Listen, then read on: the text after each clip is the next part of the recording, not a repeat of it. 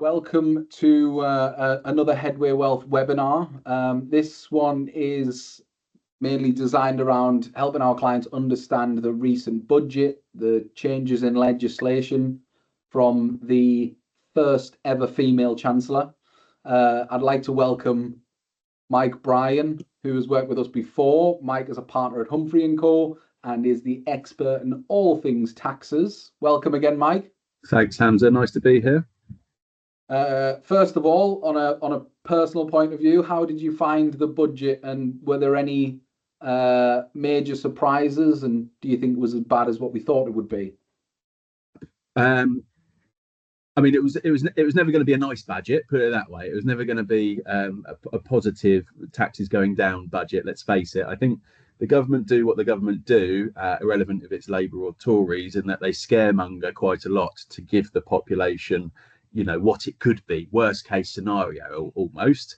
And because they flog that so much pre-budget, actually when they come and announce what actually is happening, everyone kind of tends to go, oh, it's not so bad, it could be worse. Certainly I think the brunt's gone down to employers in this 40 billion pounds at whole, or whatever it was, or 20 billion, yeah, employers will be paying the brunt of that. And I think post-budget comments are actually the workers will be paying that as well, because it's likely that private sector pay rises don't increase by as much because of the additional taxes the employer's paying. Great. Yeah, I mean, personally, I heard a lot of noises around pension commencement lump sums or lump sum allowances being reduced. A lot of people were considering taking their lump sums prior to the budget because they were quite shocked.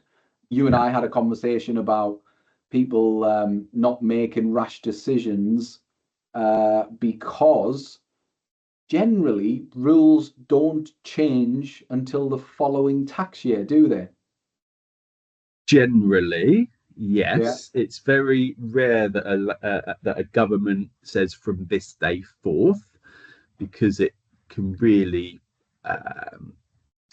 cause some turbulent markets. It can cause deals to fail, and having a bit of planning opportunity is normally welcomed by the population. So it's not usual that they do it, but of course they have on 2 taxes this year, which I'm sure we'll touch on in a minute.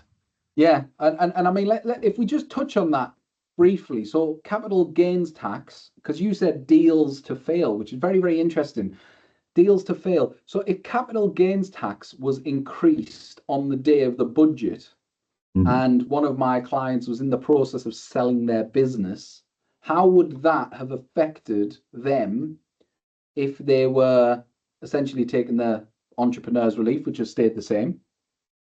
Yes, so to correct your terminology, business asset disposal relief, which is the new entrepreneur's relief, which was attacked a few years ago by the Tories, went from 10 million quid per person per lifetime to 1 million quid per person per lifetime. Hasn't changed, still is 1 million quid. This one didn't change on the day of the budget, but from April 25, business asset disposal relief that was taxed at 10% or is currently taxed at 10% will be taxed at 14%. And from April 2026 will be taxed at 18%. So that one, they have given you some planning opportunities. So if you were looking at selling your business on the day of the budget, and your gain, so your gain being if you bought the business, your purchase price less the sales price, was under 1 million quid, actually you won't pay any more tax. To give you a real life example, one of my transactions that's ongoing at this moment in time, the gain for the sellers is over 1 million quid. So they will still get their 1 million quid at 10%, assuming they sell before April, which is expected they will. But the excess over 1 million quid from the day of the budget, in fact, midnight, the day before the budget, has gone to 24%. So they would have paid 20% pre-budget. They're now going to pay 24%, which in this particular client is costing them an extra 50 grand. So because they didn't complete pre-budget, an extra 50 grand is going to go into HMRC's coffers once this deal does get over the line. Very, very interesting. Very interesting. And if the deal didn't go through until April 2025, the difference would be the entrepreneurs, the business disposal would be. Yeah, so an extra 4%. If they don't complete by April 25, an extra 4% on the £1 million. So an extra 40 grand. If you're actually looking at selling a £1.5 million a gain in business, that if you didn't complete by the budget, that will cost you something like an extra 60 grand. And if you don't complete by April, it will cost you an extra 100 grand, I think, from off the top of my head. So, there's some pretty chunky figures going on here in terms of selling businesses. Labour's argument being not many people sell businesses. Entrepreneurs are a small population of the country, but actually entrepreneurs employ a lot of people. So what they have to do in every budget, it's this kind of spider's web matrix of, well, if you do one thing, that affects another thing. Yeah. So increasing the tax on sale of a business may actually stall new business in the UK. If new business in the UK stalls, unemployment can drop. If unemployment drops, the benefits goes up. And actually, by affecting something that looks really minor up here, the knock-on effect for all the other taxes can actually be vast. And typical example, the VAT on school fees, which I'm sure most people that have kids in private school would have read continuous articles on, where they're saying, well, yeah, you may collect more in VAT on school fees, but actually the knock-on effect is that more kids end up in state schools, therefore your state schools are overcrowded, and therefore you need to fund your state schools more. And actually, by changing one thing that they think is going to collect more money, actually costs them more in the long run, because there's more people needing to rely on a service that they offer. Yeah. So just touching on that as well, obviously some of the income tax rates have changed, and some of the legislation with national insurance contributions has changed. So let's say, for example, a business owner who maybe employs 20, 30 different people, and let's say a large handful of them are on minimum wage as well. If he then decides not to sell his business, how much more of an output is this business owner who employs a lot of people going to have? What do you mean by output, Hamzah? Well, sorry, cost. So I employ five people. I employ 5 people on minimum wage. Yeah. How much has minimum wage gone up? So minimum wage went up to £12.12p. I can't remember the exact percentage it went up by, and that's coming in April. The problem that increases in minimum wage causes is the impact that it has on people that aren't on minimum wage. So, if you're valuing, let's take an example of a dental nurse, okay, working in a dental practice, gets paid slightly more than minimum wage. But because minimum wage has now gone up, actually, they may be near a minimum wage threshold. And therefore, their argument is, well, I shouldn't be on minimum wage. And therefore, you need to push those salaries up in kind of equilibrium, and it pushes everyone's salary up an extra tranche. And what you've got with the employers, so Labour stuck to their guns, and credit to them, they didn't increase tax on working people, and putting working people on in inverted commas, because the argument is that business owners are also working people. So it's the employer's national insurance that has taken the brunt of the Chancellor's budget, in that someone working full-time on national minimum wage will cost automatically an extra just over 600 quid, because the first thing they've done is reduce the threshold when employers' national insurance comes in. So it was on 9.1k a year of salary. It will now be 5k. So anyone that's earning over, or let's say anyone that's earning 9.1k in a business, will now be costing their employer an extra just over 600 quid a year. The second thing that happened is that employers' national insurance went up. So it went from 13.8% to 15%, or it will go up in April, which again, it depends on who's getting paid, but an extra 1.2% essentially is now being paid to the government. So when businesses are looking at salary increases next year, where they may have given someone 5% inflationary increase, they may now be thinking 4, 3.5%, so that actually the worker does feel that, because business owners don't tend to like their profit margins being squeezed, so they're going to want to try and pass that on to their employees. Yeah. No, What did happen to counter that is the employer's allowance went up. So the employer's allowance is a credit to your employer's national insurance liability. So it's a bit of a weird situation in that a business has to pay employer's national insurance, but it gets at the moment £5,000 allowance on that. So if your employer's national insurance bill a year is under £5,000, you don't actually pay anything. That has increased, or will increase, to 10.5k, and I think the 10.5k is a very specific figure, and the Chancellor did go into it.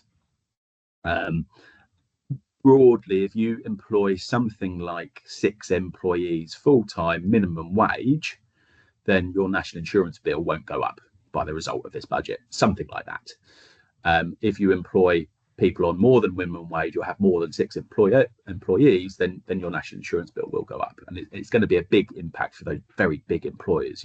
Think supermarkets, think big businesses, think those that have got hundreds, if not thousands, of employees on their books.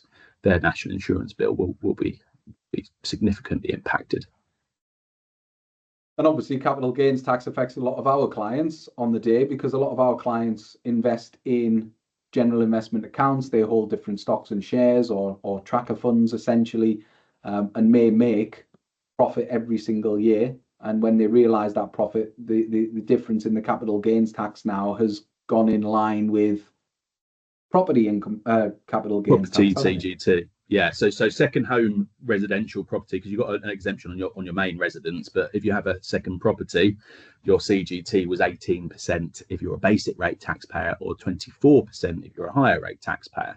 Now, pre-budget, there was all these scaremongering tactics of aligning CGT with income tax, so 20% and 40% and even 45% if you're an additional rate taxpayer.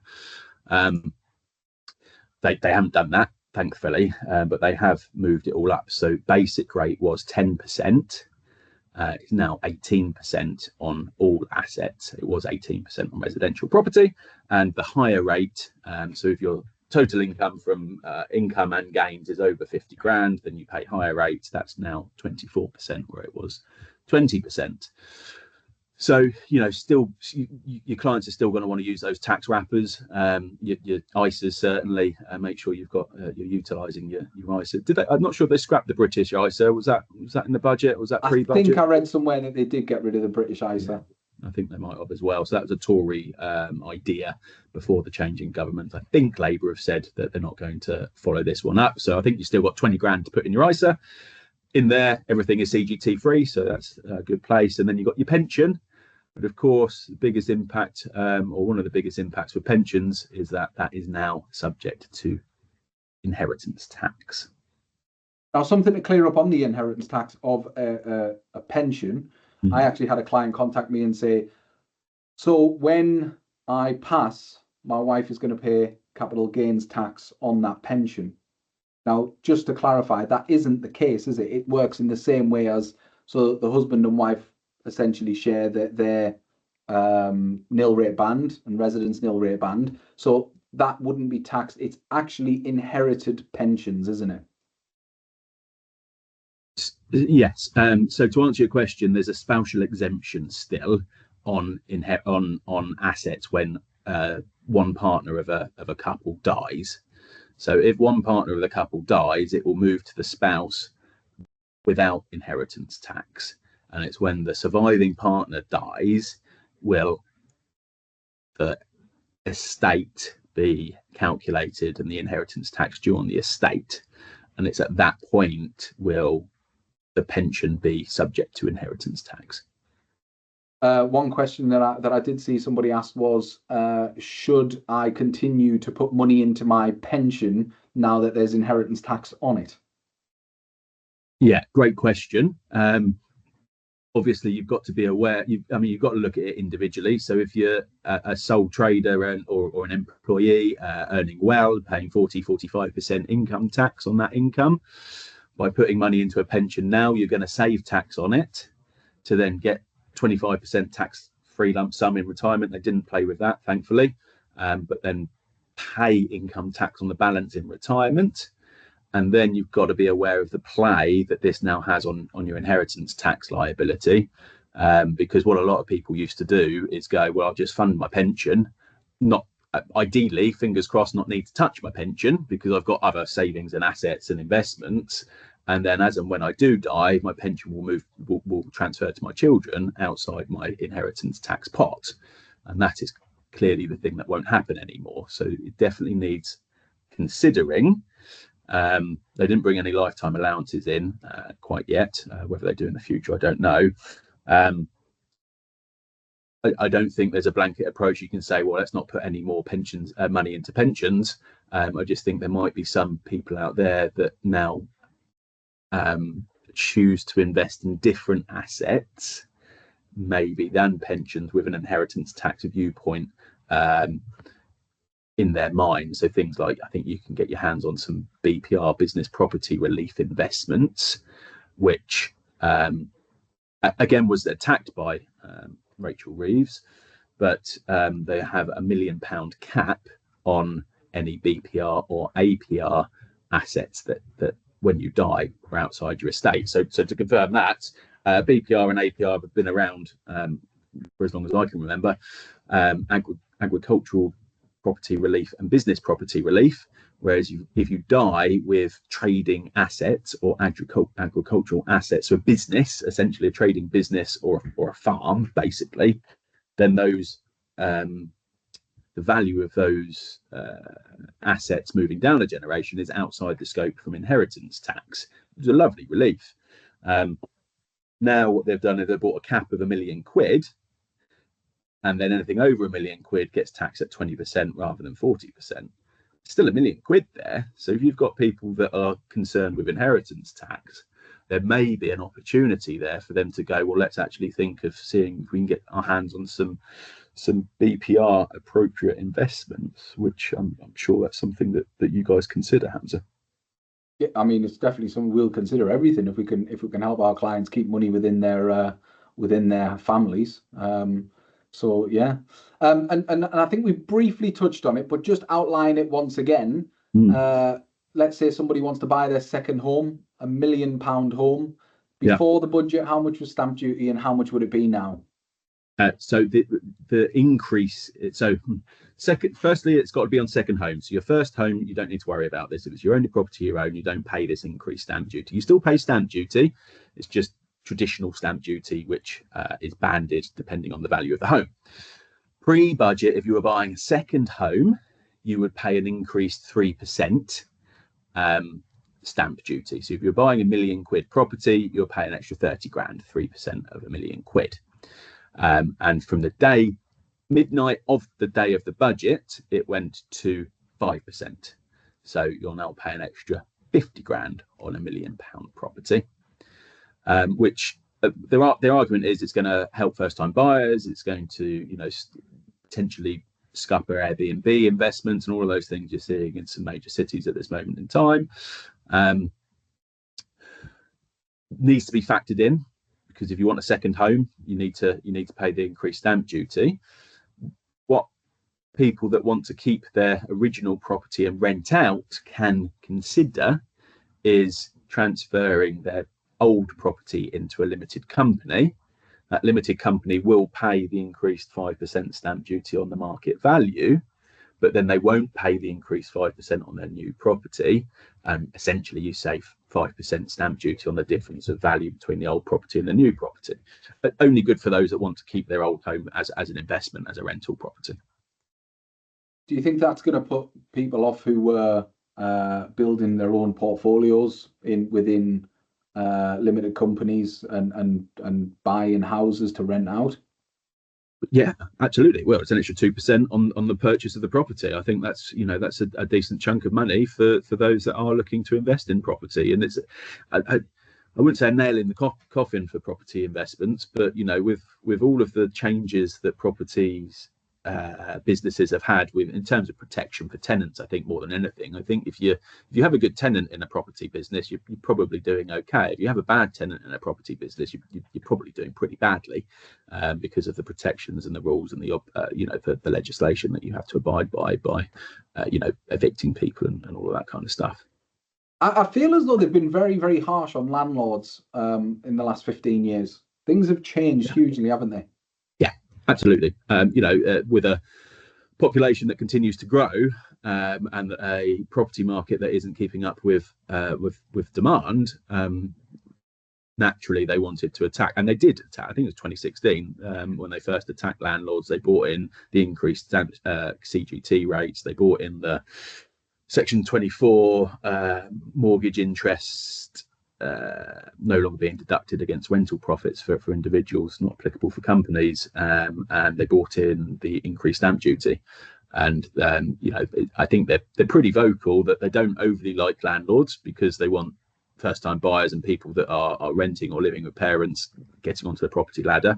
And separately, I don't think they really like small companies that have one director, these kind of personal service companies, as they call them. You look at IR35, which I won't go into now, and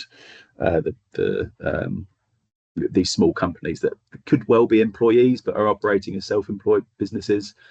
They don't think they like them, and that was shown in their increase in employers' NIC, because it really will impact those guys. In terms of other things that changed, in light of we briefly discussed inheritance tax, and I know that certain rules with business property relief, agricultural property relief changed, and there was a cap on them now. Obviously, pensions becoming part of inheritance tax. Inheritance tax itself hasn't changed, though, has it? Like the rates or anything like that? No, exactly. So you've got two things. You've got the rate, it's 40%, and then you've got your thresholds. And your thresholds are what we call your nil rate band, are 325 per person, plus an addition, so 325k, plus an additional 175 per person if 175 grand is locked into a family home, and a family home is generally considered any residential property. To be perfectly honest, do need to make sure it is classed as this, but it's pretty easy to define what a family home is. Add one to the other, it's 500 grand. So 500 grand per person, assuming 175 is in a property, and then as you've got the spousal exemption, when the first partner of a married couple dies, that 500 grand passes to the spouse. So the spouse can die, i.e. a family, parents can die with £1 million between them, so long 325 is in a residential property. And that's been the headline and the way for a few years now. And there's also a cap on that, though, in terms of your net worth, isn't there? So if you have more than £2 million in your estate, is there not a cap on it? What, inheritance tax? Yeah, could be. I need to look it up. I thought if the estate was over £2 million, you actually lost that residence nil rate band, but it's something we'll have to check, isn't it? Yeah, it could be. Yeah, it could be fair. Hands up, I don't deal a lot in inheritance tax. It's not my area of expertise. You could well be right there. I hope I am, because it'll be the first time. So in terms of the just rounding up on pensions as well, so there's no change to the lump sum allowances. The pension correct, yeah. Yeah, the pensions fall into the estate. And when does that start? That is, check my notes, inherited pensions to fall within the scope of inheritance tax from 2027. Okay, so if somebody dies in the next 2 years within the pension, that still isn't part of the estate until then. Correct, yeah. Right. Okay, so there's still time for them to change their mind. Yes, potentially. Yeah, not. I think they will. And I think all the farmers are kicking up a right fuss at the moment about the changes in agricultural property relief, and they're trying to make them backtrack, and also benefit in kind tax on double cab pickup trucks. Very, very niche, but they're now going to treat them as a car rather than a commercial vehicle. So anyone that's driving around in a double cab pickup will pay a lot more tax if it's a company car from, I think, April next year. Wow, that's interesting, because I do think a lot of people do that, don't they? Yeah, definitely. Yeah. It's a nice relief to get a commercial vehicle, i.e. a double cab pickup, which is actually also a very luxurious family car because they're big, and not pay massive benefit in kind tax on them. That they will get hammered. Tories tried to do this a year ago and then backtracked because of the backlash from farmers and various other people. Whether the Labour Party will or not, I don't know. And just on that, when it comes to benefit in kind taxes, anything else changed on there? Because I know obviously a lot of our clients are business owners that use electric or hybrid cars to get some benefit in kind relief. There was rumours that the Chancellor would make it less advantageous to have electric cars. Hybrid cars, the same. Electric have always been the preferred in terms of tax relief. And they announced in the budget that they would not be changing those rates at this moment in time. So good news, in that the rates that we were already aware of aren't going to increase, certainly anytime soon. They also confirmed that they're not going to that they're only going to freeze the income tax thresholds. So that's your personal allowance 12,570, and then your basic rate band of just over 50 grand, and then additional rate band of 125. They've confirmed they're freezing them for the length of time that Tories said they would freeze them for, but from 28-29 they should then continue to increase with inflation. So back to where we were before the Tories froze those rates, and that's what you get. You get this thing called fiscal drag, in that they're not increasing the tax rates, they're not increasing the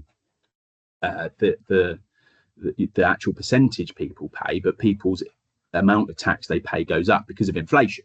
So if we give an inflationary increase to our staff, then, and if the limits don't go up, then all of a sudden they have more salary at taxable rates. Could be at the basic rate or higher rate. Because the thresholds aren't keeping in line with inflation, more people pay more tax, and that's this fiscal drag thing. And that's what a lot of pensioners have been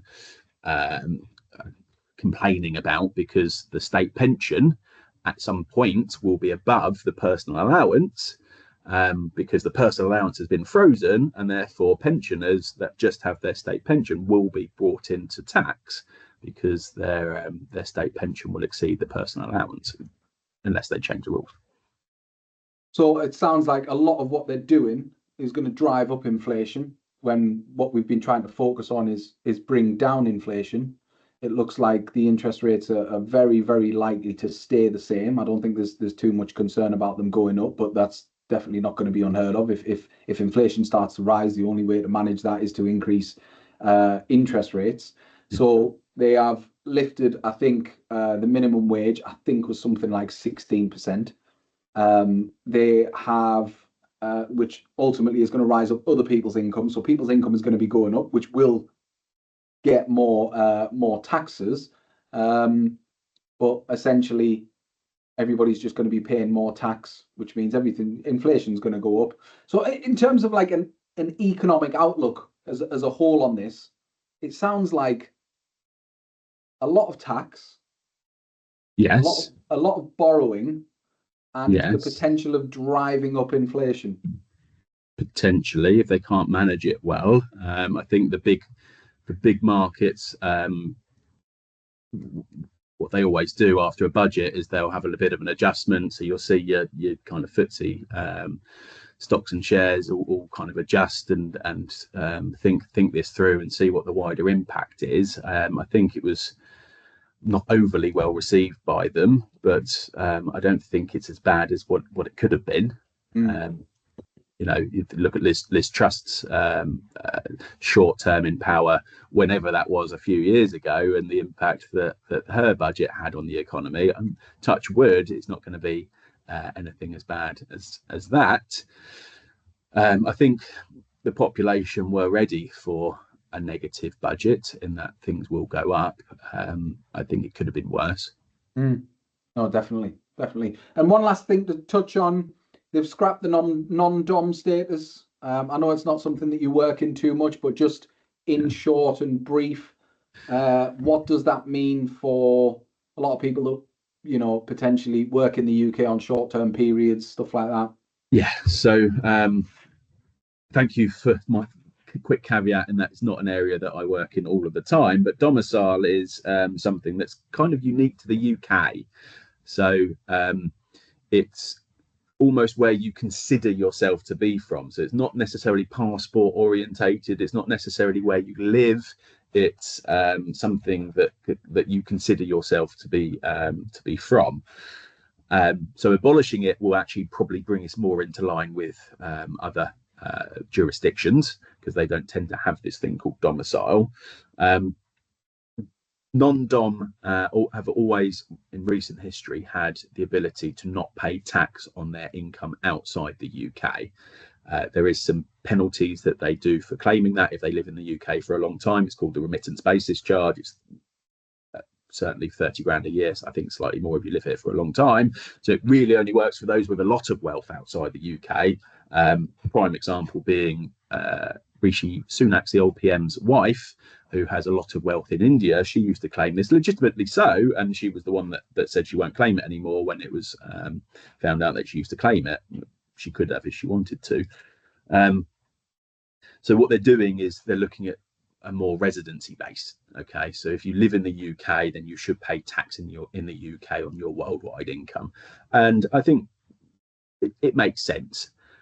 It will mean that some wealthy individuals leave the UK. Absolutely, they will. They'll go and find the next best place to live, wherever is offering good tax rates at this particular point in time. There's an exemption I think they're bringing in. So if you're coming into the UK for just a short period of time, short-term contract, a few years work in the UK, then I think you're allowed to keep that exemption where all of your wealth doesn't need to be taxed in the UK. The T's and C's of this, I don't think, have been concluded on properly yet. So we're still a little bit in the dark as to how exactly it will work. But broadly, it's going to be a residency-based system. So if you live in the UK, you're more likely to be paying tax on your wealth and your worldwide wealth. I think the Australians do something that is like an exit tax. So if you go to Australia and then you sell UK assets when you're in Australia, because if you live outside the UK for 5 years, then your assets don't become subject to UK tax anymore. So a lot of business owners or wealthy people can go, well, let's go and live somewhere else. UAE, a prime example, where tax is cheap, but I think certainly Australia and other places as well, and then live there for long enough to sell some assets and then move back to the UK. Australia, I think, brought in this exit tax, which says if you do that, you're going to pay a load of tax when you leave Australia and move somewhere else. Whether the UK follows suit, I don't know, but there'll be certainly some adjustments and new legislation surrounding this once we know the actual detail. And just to wrap it up, I felt as though a couple of those were actually, you mentioned his name before, might have been some slight little minor digs at Rishi Sunak as well, because didn't she introduce some private jet tax and give a funny look to the ex-PM? Yeah, you must have watched it live like I did as well. Yeah, it was. They always like having a little jibe at one another. Yeah, they brought in the private jet tax. It was something like a 50% increase in the duty that you'll pay if you get on a private jet. Whereas I think they froze the public jet tax or whatever it was. And yeah, there certainly was a few other things in there as well. I can't remember the other one, which was I think actually not a jibe at the other party. They decreased the tax on a pint by a penny, didn't they? I think that went down well. I think the whole House of Commons went absolutely raucous for that one, and I'm sure went straight to the pub as soon as it was finished. Good stuff. All right, Mike, I really appreciate you taking the time to round that up for us. You got anything else to add or not? Nothing from my one thing, I suppose, corporation tax, just good news on that they capped that until 2030. So that's going to, I think, stay as where it is at the moment. So don't expect anything on there. Other than that, no, I think we've covered the main points. Fantastic. Nice to do that again with you, Mike. Pleasure as always. Cheers. Take care. Cheers. Bye-bye. Bye.